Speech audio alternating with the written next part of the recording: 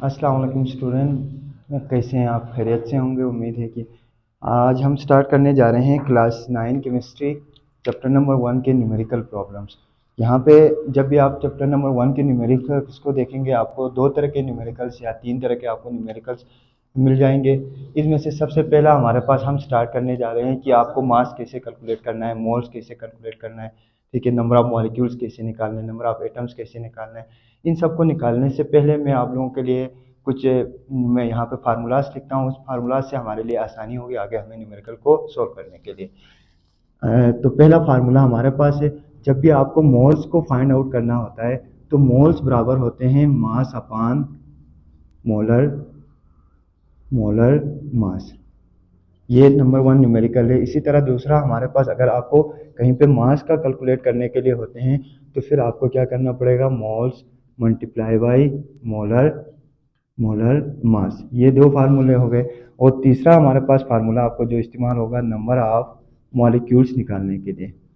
Number of molecules, number of molecules के लिए क्या करेंगे, moles multiply by N A, यानी ये जो नंबर को अगर आप मोल्स से मल्टीप्लाई कर लेते हैं तो आप क्या कर सकते हैं, किसी भी मॉलिक्यूल्स का नंबर ऑफ मॉलिक्यूल्स मॉलिक्यूल के अंदर आप नंबर ऑफ मॉलिक्यूल्स को निकाल सकते हैं।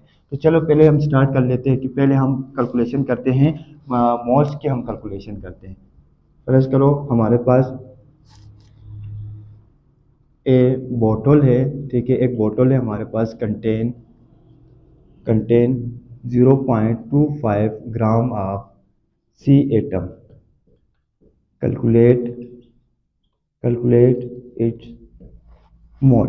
एक बोतल है, इसके इसके अंदर हमारे पास कार्बन के 0.25 ग्राम्स आपको दिए हुए हैं। तो आपने क्या निकालना है, मोल्स निकालना है। तो इसको न्यूमेरिकल को सोल्व कर लेते हैं हम। सोल्व करने के लिए यहाँ पे देखें, आपको जब भी कोई भी चीज़ आपको ग्राम में या केजी में या मिलीग्राम में आपको मिल जाते हैं तो इसका मतलब आपको वो क्या है, मास का गिवन है। तो यहाँ पे हमारे पास ग्राम में दिया हुआ है, तो मास ऑफ कार्बन आपको दिया हुआ है। Mass of mass of carbon कितना है, 0.25 ग्राम हमारे पास है।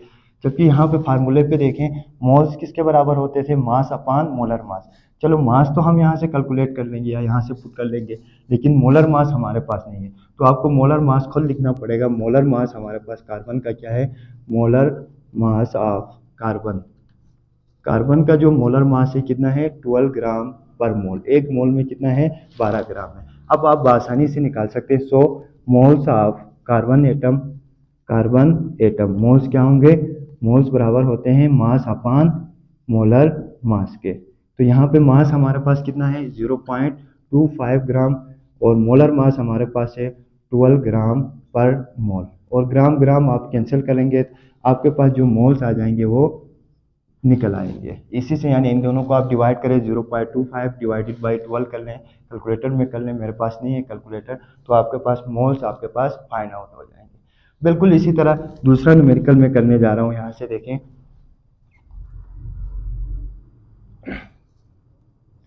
ए बोतल contain contain 2.5 gram of NaCl। Find या कैलकुलेट इट्स मोल। एक बोतल है जहाँ पे NaCl है, सोडियम क्लोराइड हमारे पास है, और उसका मास आपको गिवन है। फिर आपने क्या निकालना है, मोल्स निकालना है। तो इसको भी सोल्व करके हम देख लेते हैं। हमारे पास मास दिया हुआ है, mass of NaCl, sodium chloride का हमारे पास मास कितना दिया हुआ है, 2.5 ग्राम हमारे पास गिवन है। अब आपने निकालना क्या है, मोल्स निकालना है। तो मोल्स हमारे पास फार्मूले में था मास अपान मोलर मास। यहाँ से हम मोलर मास निकालेंगे किसका, NaCl का। Molar mass of NaCl, sodium chloride का मोलर मास हमने निकाल लेना है। अब Na का जो इसके यानी मोलर मास निकालने के लिए जितने भी एटम्स होते हैं, जितने भी एलिमेंट्स हैं, इनका जो एटॉमिक नंबर है उनका आपने क्या करना है, सम करना है। Na का जो एटॉमिक नंबर है वो है 23 और Cl का एटॉमिक है 35.5। तो जब हम इनको ऐड करते हैं तो आ जाएगा हमारे पास 58.5 ग्राम पर मोल। ये हमारे पास इसका मोलर मास भी निकल गया। अब मोलर मास निकला तो हमारे पास मोल्स हम निकाल सकते हैं आसानी से। मोल्स ऑफ NaCl, मोल्स कितने, मास अपान मोलर मास। मास हमारे पास कितना दिया हुआ था, 2.5 ग्राम, और मोलर मास कितना था, 58.5 ग्राम पर मोल। ठीक हो गया। ये दो तरह के हमारे पास न्यूमेरिकल हो गए। यानी यहाँ पे सिर्फ और सिर्फ हमने क्या निकालना सीख लिया, आपने मोल्स को कैलकुलेट करना सिखाया। मोल्स को कैलकुलेट करने के लिए हमेशा ये याद रखना है कि आपको जो गिवन मास होता है उसको आपने मोलर मास से क्या करना है, डिवाइड कर लेना है, तो आपके पास मोल्स निकल आएंगे। बस ये याद रखना है कि जब भी आपको मास देंगे तो ये आपके क्लास 9 में 2 या 3 तरीकों से देंगे। एक आपको या तो मास आपको केजी में दे सकते हैं, या तो मिलीग्राम में दे सकते हैं, या तो ग्राम में दे सकते हैं। ज़्यादातर जो हमारे पास यूनिट जो इस्तेमाल होगी मास के लिए वो ग्राम की यूनिट ही इस्तेमाल होगी। तो इस ग्राम से आपने पहचानना है कि ये जो गिवन डेटा है वो क्या दिया हुआ है, आपको मास दिया हुआ है। तो ज़्यादातर बच्चे इसमें कंफ्यूज होते हैं कि यहाँ से हमें मास कैसे पता चलेगा। तो मास के लिए आपने इसके यूनिट को याद रखना है, चाहे वो केजी में हो, चाहे वो मिलीग्राम में हो, चाहे वो ग्राम में हो। तो स्टैंडर्ड के लिए हम क्या इस्तेमाल करेंगे, ग्राम को ही इस्तेमाल कर लेते हैं। तो ये हमारे पास किसके बारे में था, मोल्स कैलकुलेट करने के। अब नेक्स्ट हम करने जा रहे हैं, हम मास आपको अगर गिवन होता है, यानी मोल्स गिवन होते हैं, आपने कैलकुलेट करना है किसको, मास को आपने कैलकुलेट करना है। तो चलो तब तक आप ये नोट कर लें, मैं मिटाने जा रहा हूँ।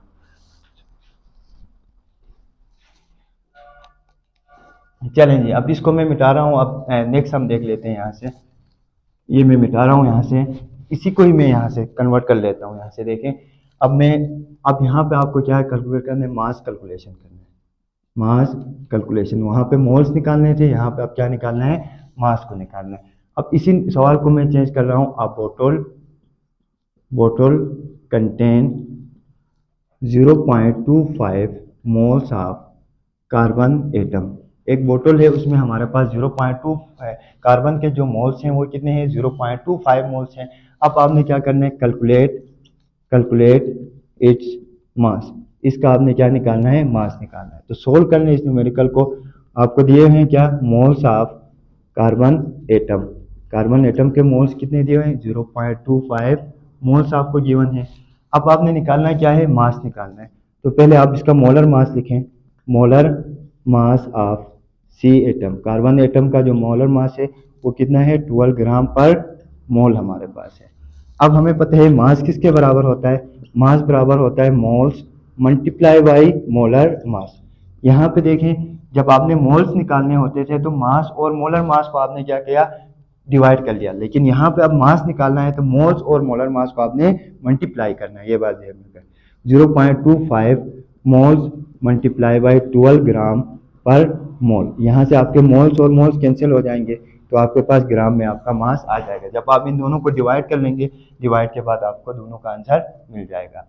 ये इसी तरह आप क्या कर सकते हैं, किसी भी आइटम का या किसी भी मॉलिक्यूल के अंदर हमारे पास नंबर ऑफ मोल्स आप या मास उसका कैलकुलेट कर सकते हैं। इसी तरह इस क्वेश्चन का भी देख लेते हैं। यहाँ से ये मैं मिटा रहा हूँ।